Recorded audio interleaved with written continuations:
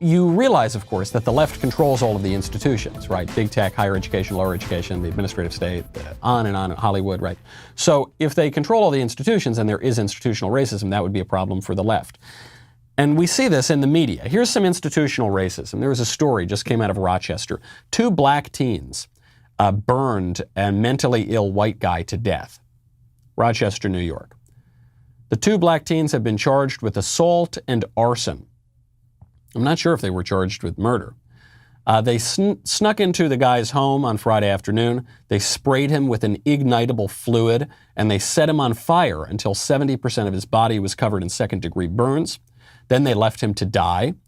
But thankfully, a man, maybe it might have been a mailman or a worker who was checking on the gas and the electric, came into the apartment, tried to put him out, put the guy who was on fire, put him out.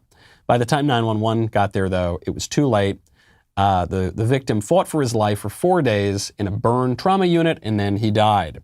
A police source has confirmed the original reporting, which came from Bob Lonsberry, has confirmed that to the Daily Wire. You probably haven't heard of this story. If the races were reversed, this would be a national, actually an international news story.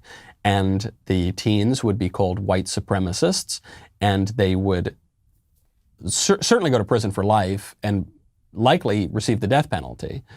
There would be marches in the streets. There would, if 2020 is any indication, there would be riots all over the streets. Stores would be broken into. People would be stealing private property in the name of social justice. Cities would be on fire. But the races are reversed here. So not only is none of that happening, but none of that's happening in large part. Well, none of it would happen anyway. But one of the reasons none of it's happening is because the media just won't cover it. Are these kids being charged with a hate crime? I don't know. What is a hate crime? Hate crime, sort of a silly phrase. It's a silly idea.